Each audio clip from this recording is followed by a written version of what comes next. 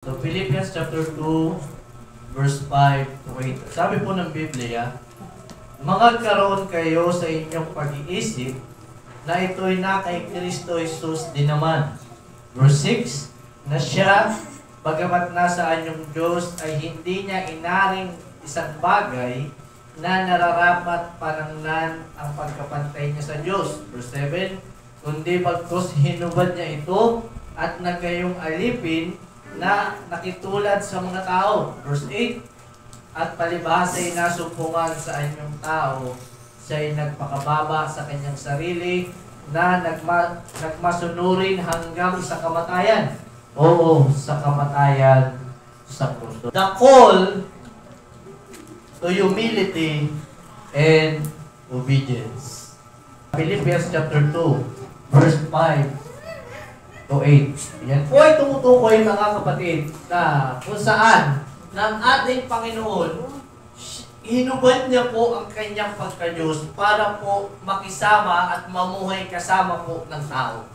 Para sa isang dahilan, mga kapatid, para tayo ay iligtas. So yan po, mga kapatid, ang tinutukoy ng bersikulo na yan. So the call to humility and obedience. Ano nga ba yung humility na sinasabi, mga kapatid? So meron ditong tatlong meaning ng humility. Yan, tatlo yung aking nakita na maganda. Ibig sabihin nito, humility means, ang sabi ni Google, mga kapatid, humility means recognizing your limitation and dependence on something or someone beyond yourself without pride and or arrogance. Yung pangalawa, mga kapatid, it's humility.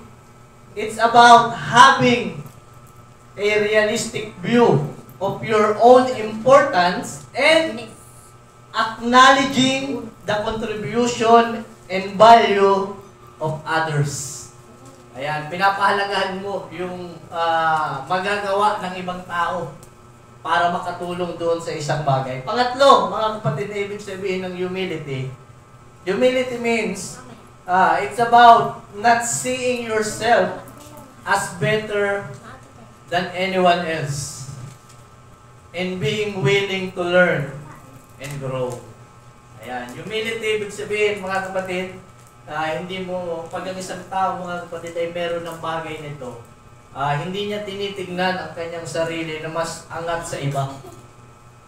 Ayan, mga kapatid, at itong tao na ito, willing siya na matuto at mag-grow. Ayan, mga kapatid, a call to humility and obedience. Obedience, pagsunod.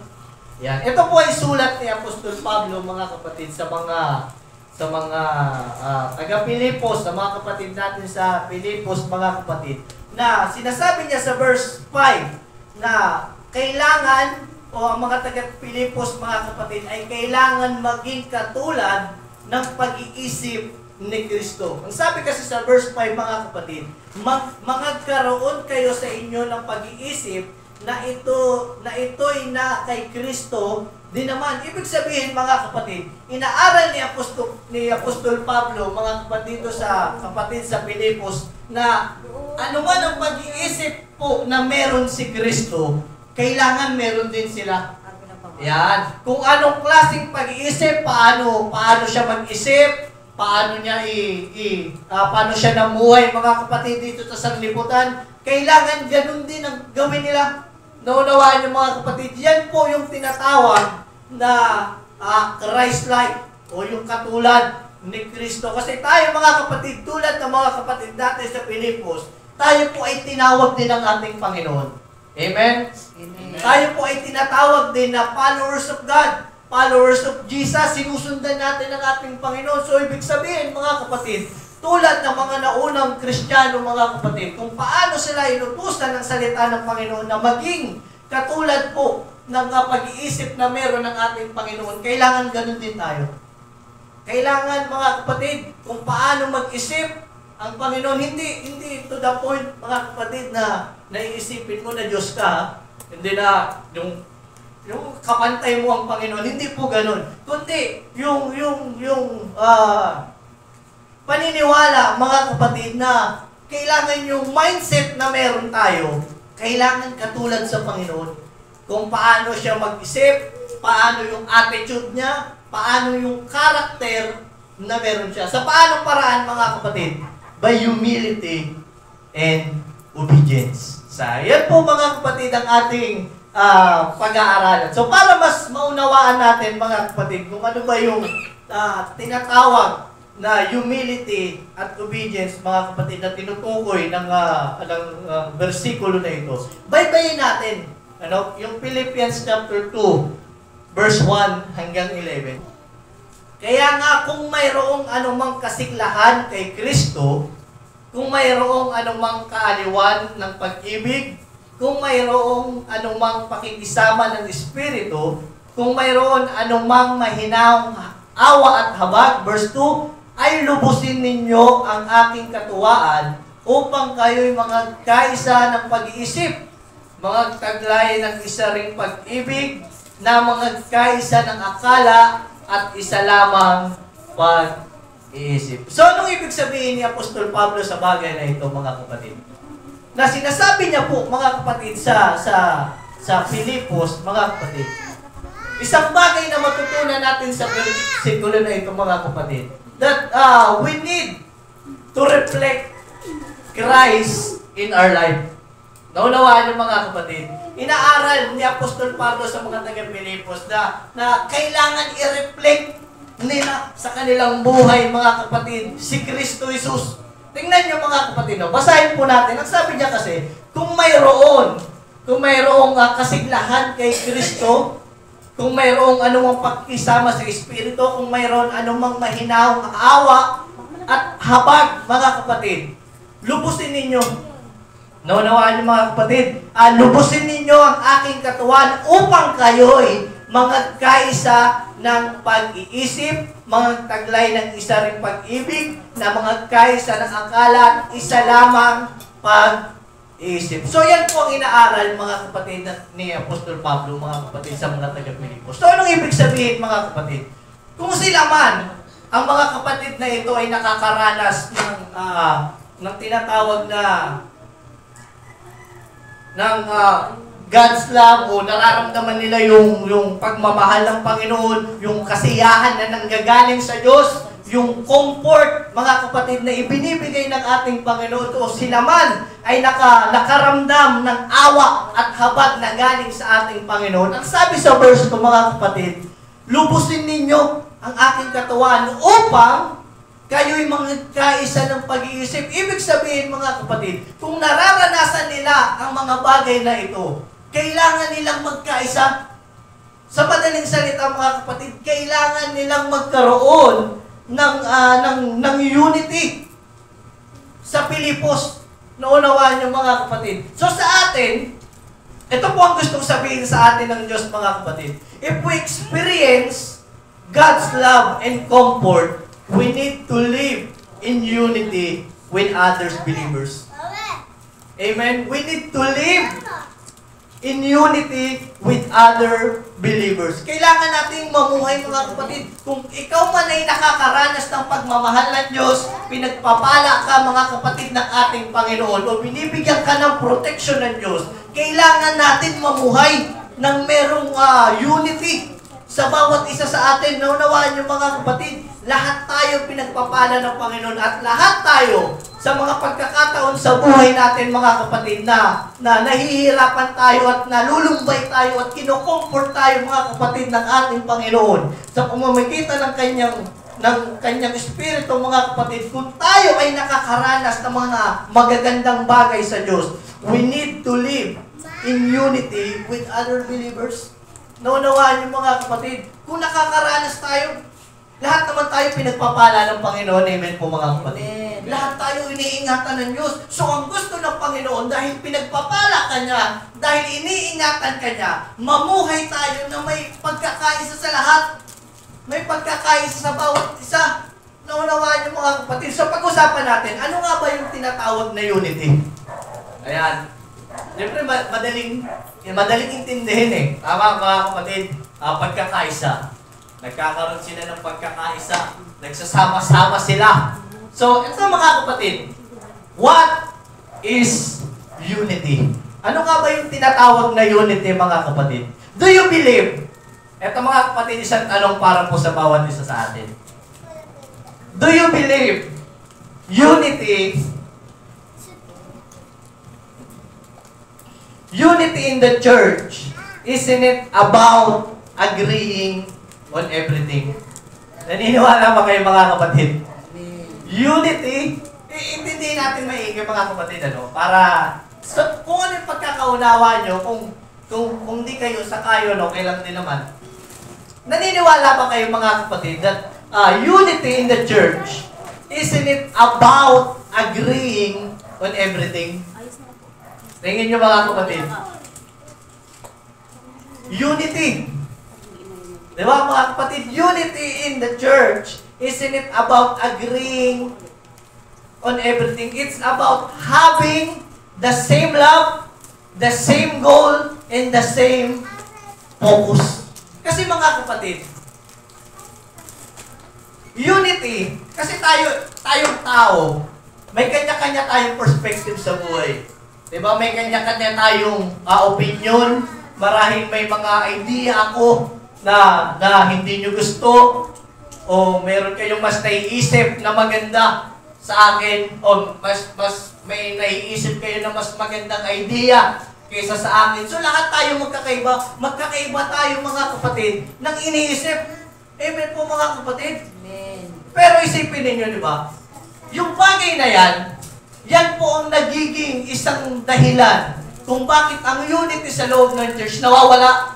Kasi bakit? Magkakaiba tayo eh. Di ba? Yung iba gusto itong gawin. Yung iba gusto ito ang gawin. Di ba mga kapatid? Pero pag may pagkakataon kasi na ang mga tao hindi lahat na nag-a-agree sa idea natin, totoong gusto nila yung sinasabi mo. Tama? Amen. Umuo lang sila para hindi na humaba. O marahil may lakad sila, sige, tapos ka na, sige na, tama na yan. Di ba? Hindi lahat na nag-a-agree, totoo na nag-agree, na gusto nila.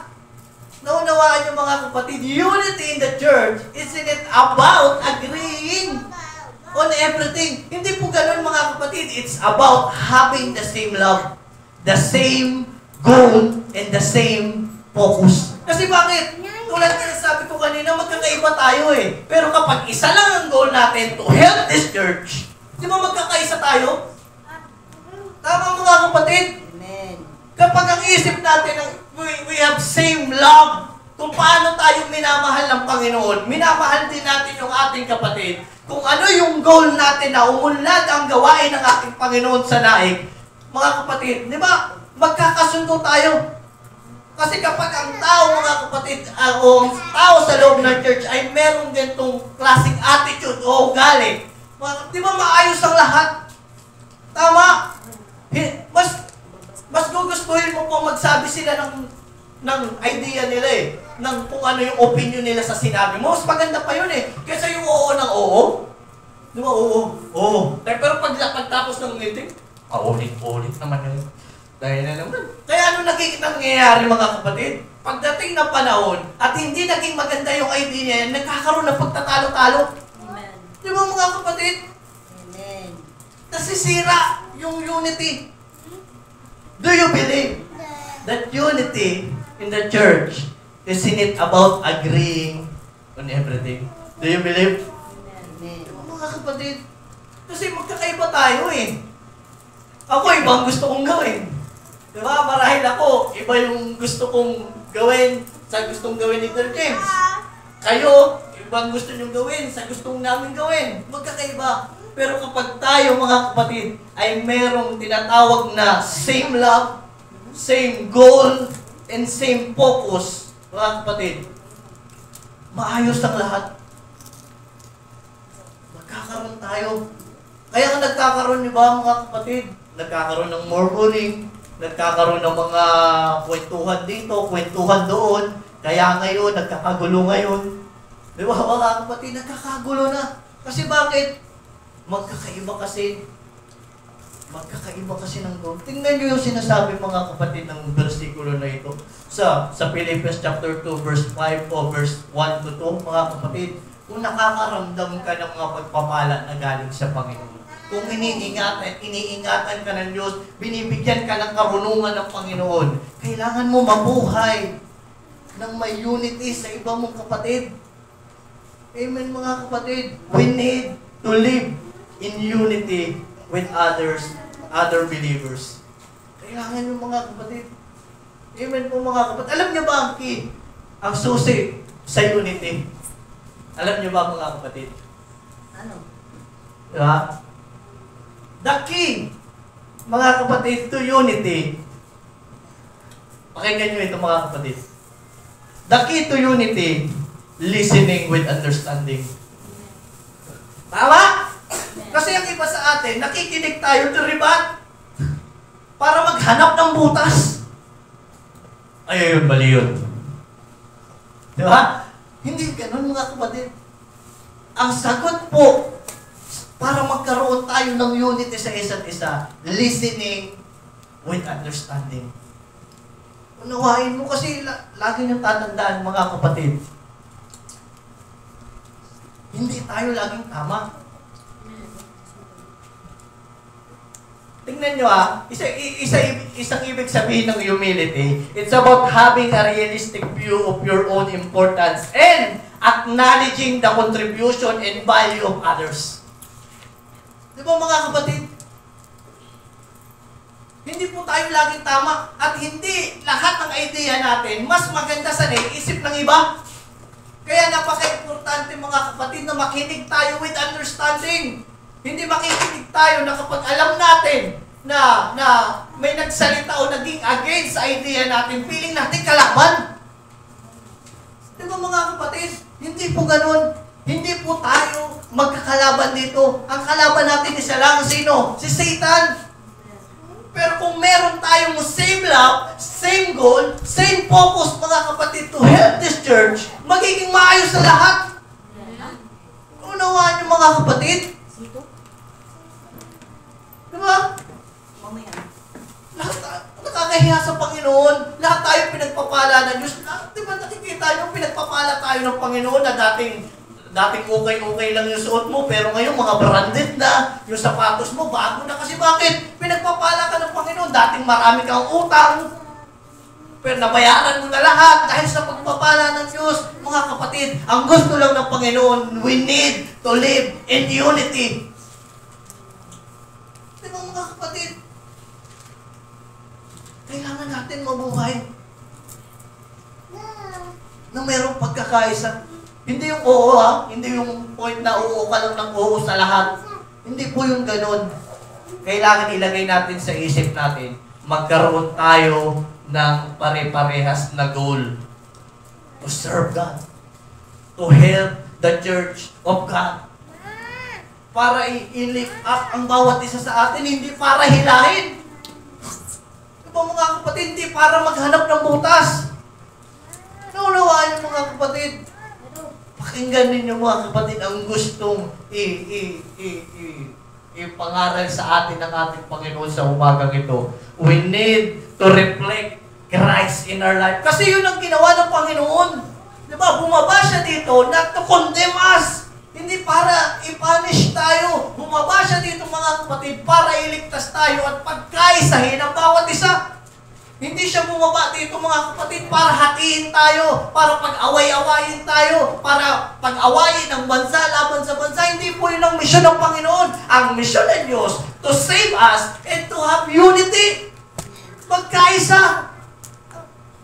Naunawaan yung, mga kapatid, ang gustong sabihin sa atin ng Panginoon sa umagang ito. Kailangan natin mamuhay na merong pagkakaisa. Kasi isipin nyo na lang, yung mga magagandang bagay na nararamdaman ninyo galing sa Panginoon, yun na lang isipin ninyo eh. We need to reflect Christ sa buhay natin. Kung paano ka pinatawad ng Diyos, kailangan magpatawad ka rin. Ito pa, kung paano ka inunawa ng Panginoon sa mga mali mo nagawa, sana umunawa ka rin. Kasi yun ang gusto ng Panginoon eh. Yun ang gusto ng Diyos.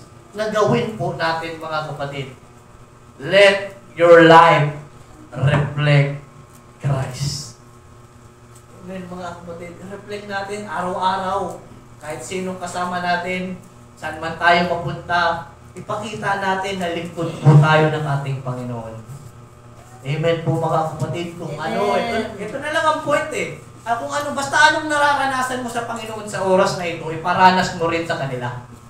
Amen po mga kapatid. Iparanas din natin sa kanila. So, pangalawa, mga kapatid, in verse 3 verse 3 to verse 4.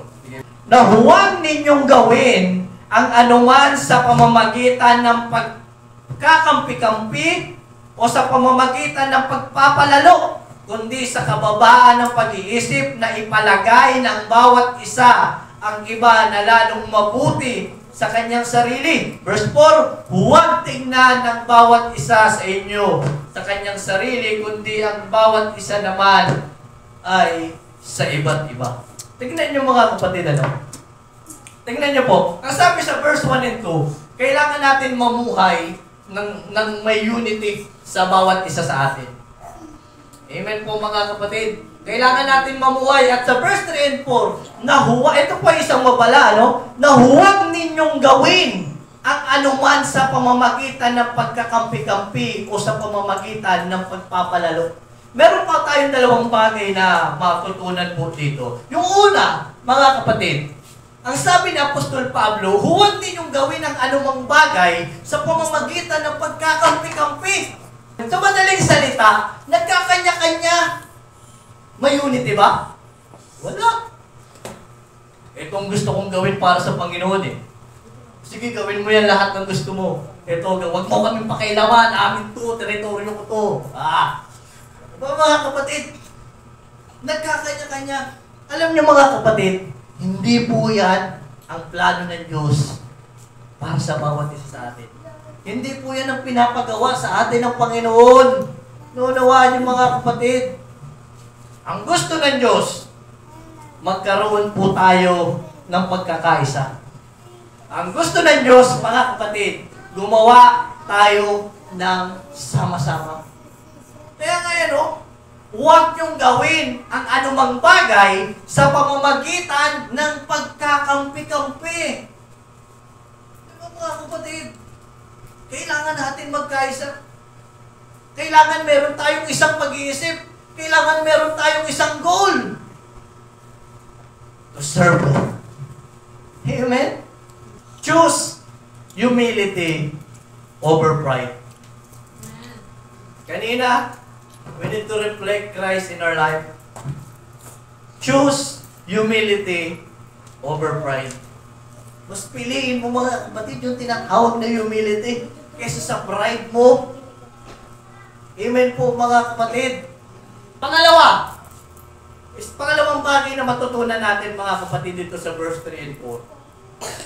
Yung sabi noon ng binanggit ni Apostol Pablo, sa pamamagitan ng pagkakampi-kampi. Huwag natin gawin ang bagay nung nagkakanya-kanya tayo. At ang pangalawang bagay na sinabi ni Apostol Pablo, huwag natin gawin ang anumang bagay sa pamamagitan ng pagpapalalo. Alam niyo yung pagpapalalo mga kapatid? Para lang magyabang. Di, kaya ko naman to eh. Kahit ako mag-isa, kaya ko. Di ba mga kapatid? Papakita ko sa inyo na kaya ko to mag-isa. Ako mag-isang lalarga, ako isang gagawa.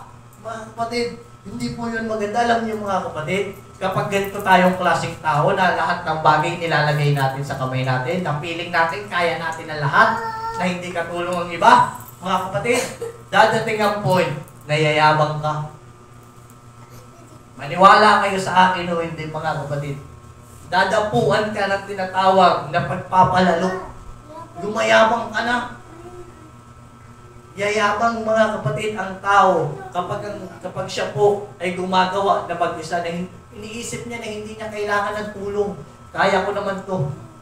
Alam niyo po mga kapatid, ang tawag po dyan, pride. Choose humility over pride. So pangalawa na matutunan natin sa verse 3 and 4 mga kapatid. Kundi sa kababaan ng pag-iisip na ipalagay ng bawat isa ang iba na lalong mabuti kaysa kanyang sarili. Verse 4, huwag tingnan ng bawat isa sa inyo sa kanyang sarili, kundi ang bawat isa naman ay sa iba't iba. Alam niyo mga kapatid, kung obserbahan natin, kung titingnan natin ang ating mga paligid. Sabi dito, we live in the world that pushes us to put ourselves first. Tama mga kapatid? Yun yung mundo. Yun yung mundo na ginagalawan natin ngayon mga kapatid. Na ang katwiran ng iba, we need to put ourselves first. Unahin natin yung ating mga sarili. Tama mga kapatid?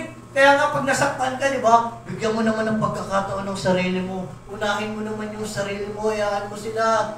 Mag-travel ka kung gusto mo. Di ba? Yan o, mga kapatid. We live in the world that pushes us to put ourselves first. God teaches us to put others before ourselves. Kaya nga yan ang mga kapatid, kundi sa kababaan ng pag-iisip na ipalagay ng bawat isa ang iba na lalong mabuti kaysa sa kanyang sarili. Huwag tingnan ng bawat isa sa inyo ang kanyang sarili, kundi ang bawat isa naman ay sa iba't iba. Kailangan natin mga kapatid, bigyan ng pahalaga yung mga tao sa paligid natin. Ano bang isa sa mga greatest commandment mga kapatid? Ibigin ninyo ang inyong kapwa katulad ng pag-ibig nyo sa inyong mga sarili. Ano mga kapatid? Yun po ang gusto ng Panginoon, not because they are more important. Hindi po dahil mas importante sila kaysa sa sarili mo. Hindi po mga kapatid. Siyempre kailangan natin ingatan din yung ating mga sarili. Amen po mga kapatid. Pero ang gusto ng Diyos, mas pahalagahan natin yung mga tao sa paligid natin. Not because they are more important, but because humility honors Christ. Amen. Mga kapatid, na-honor ng Panginoon o na-honor ang Diyos kapag meron tayong tinatawag na humility. Mas pinapahalagahan natin yung mga tao sa paligid natin. Diba yung pag-iisip pa mga kapatid na bawa, may isang tao mga kapatid na kulang sa pinansyal, ikaw ay meron, kaya mong tumulong. Magbigay ka. Huwag natin ipagdamot mga kapatid yung tulong na pwede natin ibigay sa iba. Amen po mga kapatid. Kung magkakaroon ng construction mga kapatid dito sa loob ng church, kung kaya mo maghalo, mag-finishing o kung anong matutulong mo, ibigay mo. Huwag mo ipagdamot. Diba mga kapatid, yun po ang gusto ng Panginoon sa bawat isa sa atin. Kaya kung minsan mga kapatid, kapag tayo tipo na madamot, na hindi tayo naglalabas ng mga bagay na ibinibigay sa atin ng Panginoon, ang pagpapalang mga kapatid, napakadamot sa atin. Kinukulang tayo. Diba? Malaki naman ang kita mo. Kumikita ka naman ng 10,000 kada kinsenas. Pero dumadating pa rin sa point na kukulang. Alam niyo mga kapatid, baka may problema tayo. Baka nagiging madamot tayo mga kapatid. Sa tulong na pwede. Kasi ang tulong mga kapatid, hindi lang naman to about sa pera eh. Marami tayong paraan mga kapatid para tumulong sa ibang tao. Kasi yun ang gusto ng Panginoon mga kapatid. Yun ang gusto ng Diyos na gawin po natin. So ngayon, number 1, we need to reflect Christ in our life. Number 2, mga kapatid, choose humility over pride. So ito ang tanong. Paano natin magagawa yung 1 sa 2? Kasi alam naman natin ma-pride tayo eh. Tama? Lahat ng tao may pride. At gusto natin, inuuna natin yung ating mga sarili. Ang gusto ng Panginoon, unahin mo sila. Ang gusto ng Panginoon, sundin mo ang utos niya. Tayong tao, mga kapatid, may pagka-pride tayo. Tama? Kasi sinusunod natin yung ating mga sarili. So, ang tanong, paano natin magagawa, mga kapatid, yung mga bagay na ating napag-aralan? Yung 1 and 2, o paano natin maire-reflect si Kristo sa ating buhay? Paano tayo magkakaroon ng humility? Ito na yung sagot.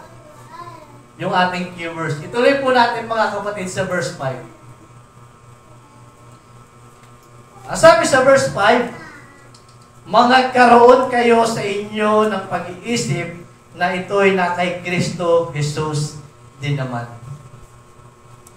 Ano po mga kapatid? Para magawa mo yung mga bagay na yan. Take on. Put on or take on the attitude of Jesus.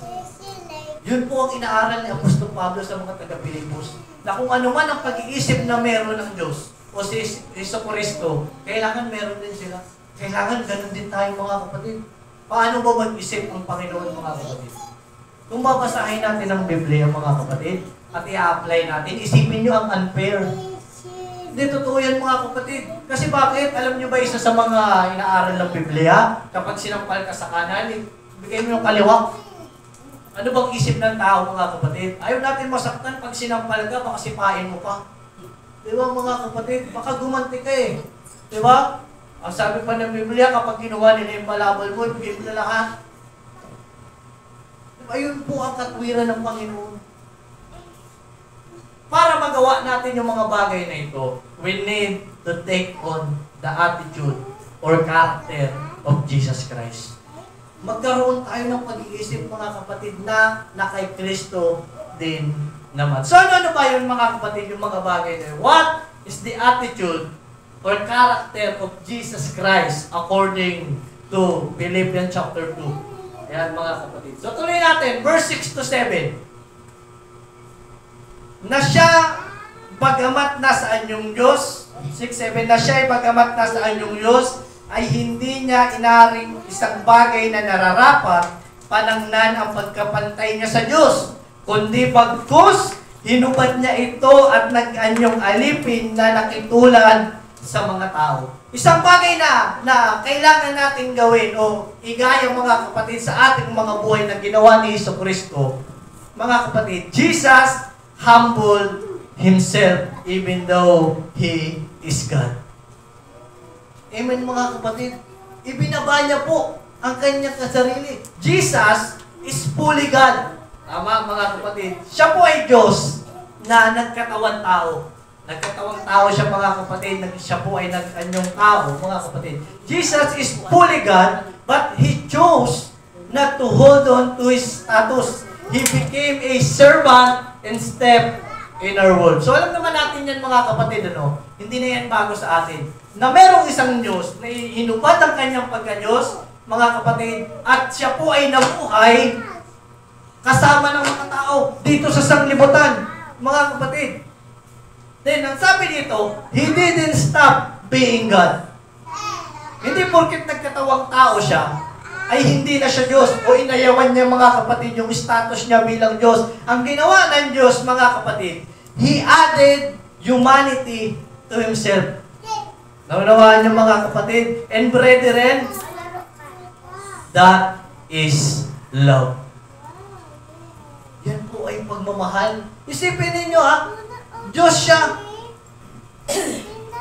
In order to save us, mga kapatid, in order to save, mga kapatid, yung mga tao na makasalanan, siya po ay nag-anyong tao, siya po ay nag-anyong alipin para sa anong dahilan? Para po iligtas tayo, para magkaroon tayo ng pagkakataon, mga kapatid, magkaroon ng buhay na walang hanggan. Amen po mga kapatid, yan po ang pagmamahal ng Diyos.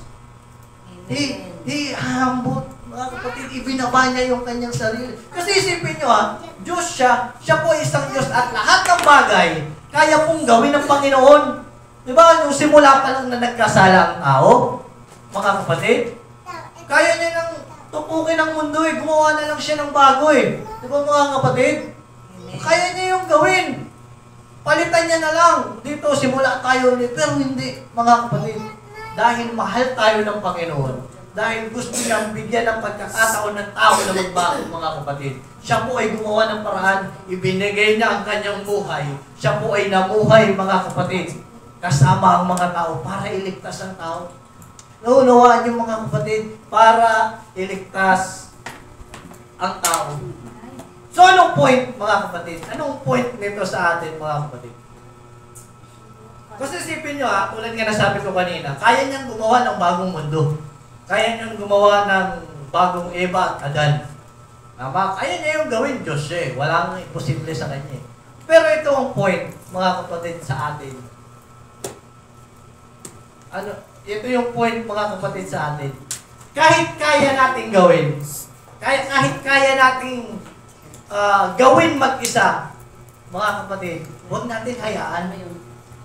Naunawaan yung mga kapatid. Kasi, totoo naman na marami sa atin, o may iba sa atin talagang pinagpala pagdating sa talento, pinagpala na pagdating sa skill, diba? Pag pinagpala ng Panginoon, pagdating sa karunungan, sa knowledge, wisdom, sa galing tumugtog, sa galing kumanta. May mga ganyan tao talaga, yung, abang tawag dyan?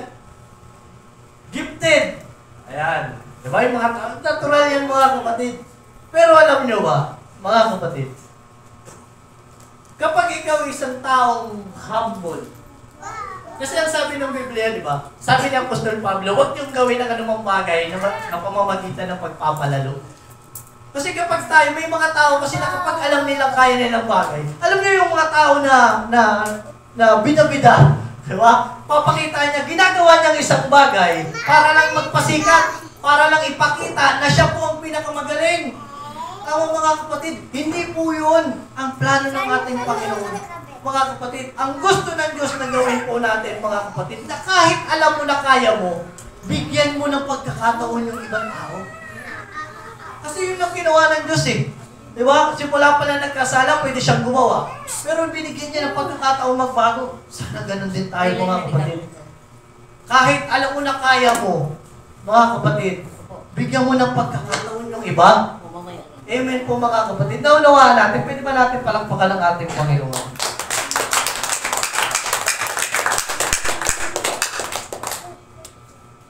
Yan po mga kapatid ang isa sa mga karakter o attitude po mga kapatid ng ating Panginoon na kailangan natin i-apply sa ating mga buhay. Alam naman namin na kaya mo. Alam naman namin na magaling ka. Hindi mo kailangan patunayan. Kasi mga kapatid, alam niyo po ang tawag dyan mga kapatid, pagpapalalo, kayabangan po ang tawag dyan kapag ikaw ay hindi ka marunong mag-give ng chance sa ibang tao. Pero depende sa sitwasyon paano kung wala talagang gagawa. O siyempre, dahil ikaw ang marunong, ikaw ang gumawa. Naunawaan niyo mga kapatid. Pero nagkakatalo kasi yan sa motibo. At lagi niyong tatandaan, hindi po natin maluloko ang Diyos. Nakikita ng Panginoon kung ano talaga ang dahilan mo, bakit mo yan ginagawa. Nakikita ng Panginoon kung ano talaga yung nasa puso mo. Kaya kapag ginawa mo yan na gusto mo lang magpasikat, pakita na magaling ka. Kitang-kita yan ng Diyos. Kitang-kita yan ang ating Panginoon, mga kapatid. Kaya tayo, mga kapatid, maging humble tayo. Amen, mga kapatid. Yun yung isang bagay na gustong ipagawa sa atin ng ating Panginoon. Kasi nga yan nga mga kapatid, paano natin magagawa yung sinasabi sa verse 3 na kundi sa kababaan ng pag-iisip na ipalagay ng bawat isa ang iba sa lalong mabuti kaysa kanyang sarili. Huwag tingnan ng bawat isa sa inyo sa kanyang sarili, kundi ang bawat isa naman ay sa iba't iba. Paano natin yan magagawa, mga kapatid? Kung iniisip mo palagi na ikaw ang magaling, ikaw ang may kakayanan, hindi mo yan masusunod. Naunawaan niyo mga kapatid, hindi magkakaroon ng unity ang church kapag lahat ng bagay ginagawa mo sa kamay mo. Nilalagay mo lahat sa kamay mo. Naunawaan niyo mga kapatid. Hindi magkakaroon ng unity. Mga kapatid, isang attitude na kailangan nating matutunan, mga kapatid, is to be humble. Give chance to others. Kasi yun ang ginawa ng Diyos. Kaya kanyang tapusin ang buhay mo, maglagay ng panibagong preacher. Di ba? Kahit ako, kaya kong tanggalin ng Diyos, magbigay, pero God, give me a chance. Marami na akong pagkakataon na nagkamali. Marami na akong pagkakataon na nagbigay ako ng dahilan sa Diyos para tanggalin, pero hindi yung ginawa ng Diyos. Binigyan niya ako ng pagkakataon muli. Alam niyo mga kapatid, yan po ang isang bagay na kailangan natin matutunan i-apply sa ating mga sarili. Give chance to others. Ano sila? Gumawa sila mga kapatid ng matuto. Diba? Kaya mo sila matuto mga kapatid. So ngayon, yung isang attitude ni Jesus Christ mga kapatid, Jesus humble Himself even though He is God. Para magawa natin yung, may reflect natin sa ang Panginoon sa ating mga buhay at magkaroon tayo ng humility. Number 2, mga kapatid, mababasa natin sa verse 8.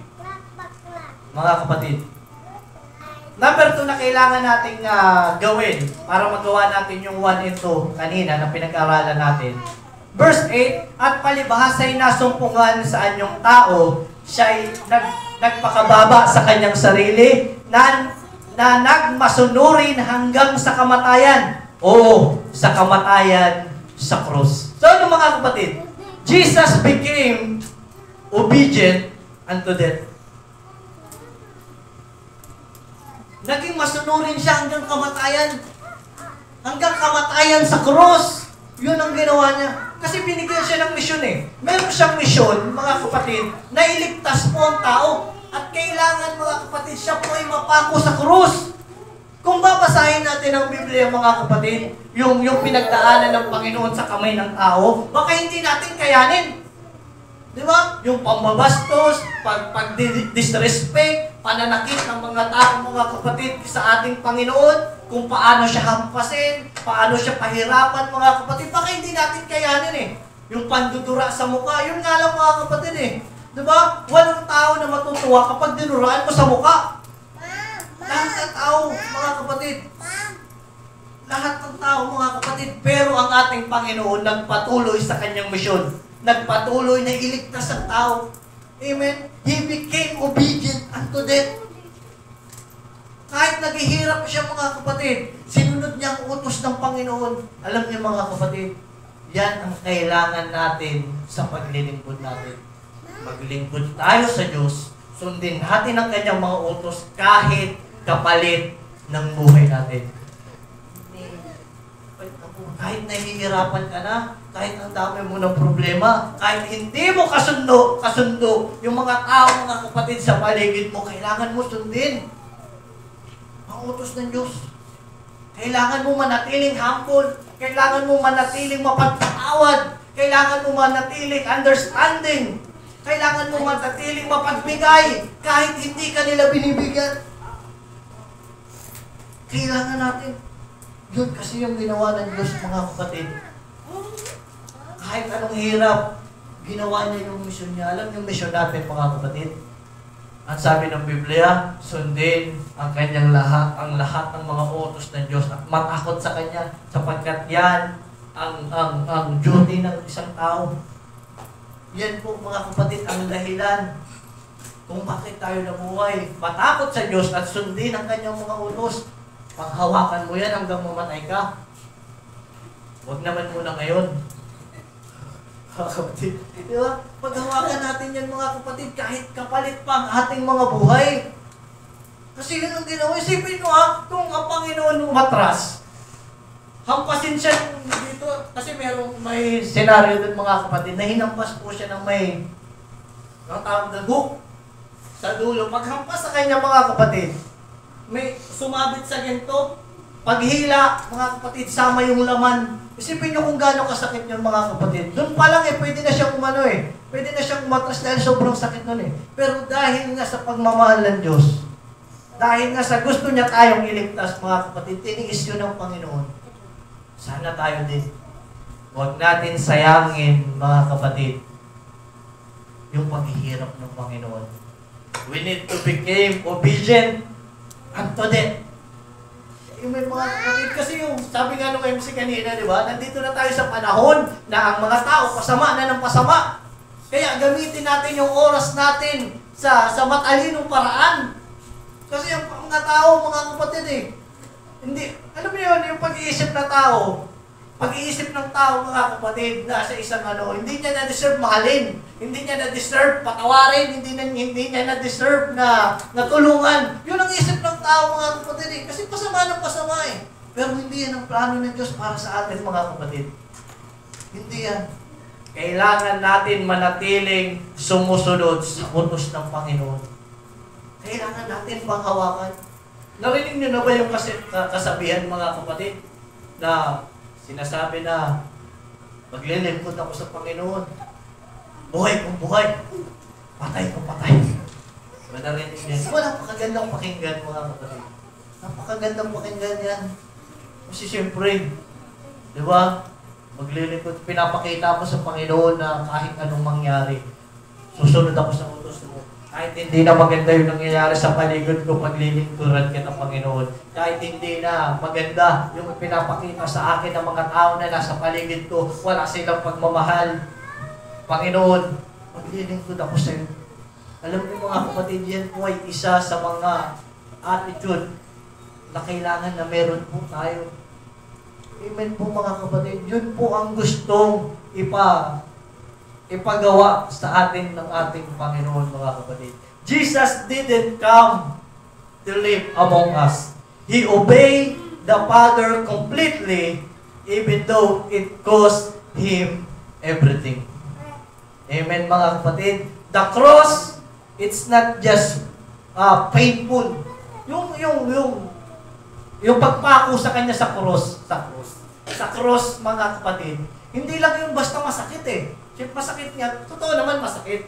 Pero hindi lang yun basta masakit mga kapatid. Ang sabi nga dito mga kapatid, it's shameful. Kahiya-hiya yun kasi Diyos siya yung papako mo. Diba? Tayo nga lang mga kapatid, yung tao mga kapatid, presidente, pahirapan mo, makahiya yun. Madapa nga lang eh. Ang isang artista nakakahiya, di ba? Nahihiya na sila. Nakakahiya yun mga kapatid. But Jesus endured it for us. And that's the depth of His love. Amen mga kapatid. Ganyan yung pagmamahal sa atin ng ating Panginoon. He endured it. He overcome it. Tiniis niya mga kapatid ang hirap. Yan po ang pagmamahal ng ating Panginoon sa bawat isa sa atin. Alam niyo mga kapatid, kung gusto natin i-reflect ang Panginoon o si Jesus Christ sa buhay natin, kailangan natin gawin ang mga bagay na ito. Kailangan natin magpakumbaba. Kailangan natin manatiling masunurin sa utos ng Diyos hanggang kamatayan. Kung gusto natin mga kapatid na magkaroon ng humility, mga kapatid, kailangan natin gawin the call to humility and obedience. Yan ang kailangan natin gawin mga kapatid habang tayo ay nabubuhay dito sa mundo mga kapatid. Kasi pasama na ng pasama. Kailangan natin manatiling nasa salita ng ating Panginoon mga kapatid. Obedience that costs everything. Yan po yung classic obedience na kailangan natin gawin. Obedience that costs everything. Obedience that costs everything. Amen mga kapatid. Kahit iwan mo ang lahat, kailangan natin sumunod sa Diyos. For the last, mga kapatid, conclusion. Verse 9 hanggang 11. Basahin ko po mga kapatid.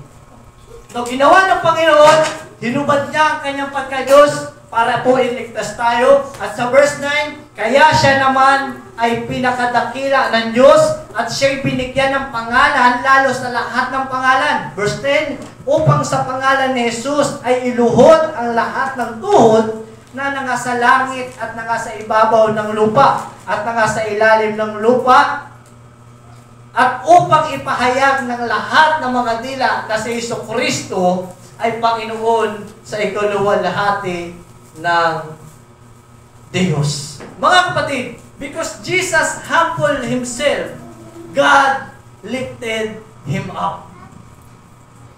Amen mga kapatid. Itinaas siya ng Diyos, binigyan siya ng pangalan mga kapatid na kung saan ang lahat ng tuhod ay luluhod. Amen po mga kapatid. Dahil sa ginawa niya, iniingat siya ng ating Panginoon. So anong point mga kapatid? Kapag ginawa natin ang mga bagay na ito mga kapatid, dadating ang panahon, itataas tayo ng ating Diyos. Na magugulat ka na lang mga kapatid, na dati nagkukulang ka pinansyal at ngayon naghihirap ka mga kapatid sa buhay mo. Kapag sinunod mo ang utos ng Panginoon at ibinigay mo ang buhay mo sa Kanya ng buong buo, dadating ang panahon, iaangat ka ng Panginoon. Iaangat ka ng Diyos na lahat ng pangangailangan mo, mga kapatid, ibibigay ng ating Panginoon. Kung tayo, mga kapatid, ay magpapakumbaba sa harapan ng Diyos at mananatiling sumusunod sa utos ng Panginoon kahit kapalit pa ng ating mga buhay, iaangat tayo ng Diyos. At isa pang bagay, mga kapatid, kapag ginawa natin ang mga bagay na ito, dadating ang panahon, aangat ka at sasalubungin mo ang Panginoon. Isa tayo, mga kapatid, kung tayo mananatiling tagasunod ng ating Diyos at mamumuhay tayo na merong unity sa lahat ng bawat isa, mga kapatid, dadating ang panahon sa pagdating ng Diyos, isa tayo sa sasalubong sa Panginoon. Isa tayo, mga kapatid, sa magkakaroon ng pagkakataon makapasok sa Kanyang kaharian. Isa tayo, mga kapatid, sa pinili ng Panginoon para magkaroon ng buhay na walang hanggan. Kaya naman, mga kapatid, anumang bagay ang narinig natin sa salita ng Diyos, i-apply natin sa ating mga sarili. Amen, mga kapatid. Kailangan makita sa atin yung salita ng ating Panginoon. Hindi lang tayo basta nakikinig na salita ng Panginoon, hindi lang basta pinapakinggan natin, kundi i-apply natin, mga kapatid. Kasi mababaliwala ang salita ng Diyos. Mababaliwala ang pagpunta mo dito, mga kapatid, kung ikaw ay mananatiling tagapakinig at hindi mo i-apply sa iyong buhay. Ano ba sabi ng Biblia, mga kapatid? Inaaring ganap. Sino ang mga inaaring ganap? Yung mga tao na gumaganap ng salita ng Panginoon. At hindi yung mga tagapakinig. At sa Matthew chapter 7 verse 21, mga kapatid, sino ang makakapasok sa kaharian ng Diyos? Yung sumusunod sa kalooban ng Panginoon. Sila lang, mga kapatid. Kaya ang gustong rating sa atin ng Panginoon, kung gusto natin magkaroon ng buhay na walang hanggan at makasama ang Diyos, mga kapatid, be humble and became obedient. Magkaroon tayo ng, mga kapatid, na tinatawag na obedience that costs everything. Yung pagsunod, mga kapatid, na kaya mong iwan ang lahat para sa Panginoon. Yung pagsunod, mga kapatid, na uunahin mo ang Diyos kesa sa ibang bagay. Na uunahin mong umibig kesa mag-hate. Na pinipili mo, mga kapatid, magpatawad kesa magkaroon ng pride. Ay, yun, mga kapatid, yung tinatawag na obedience that costs everything. Kailangan natin, mga kapatid. And the humility and obedience, mga kapatid, alam nyo ang resulta ng unity. Pagkakaisa.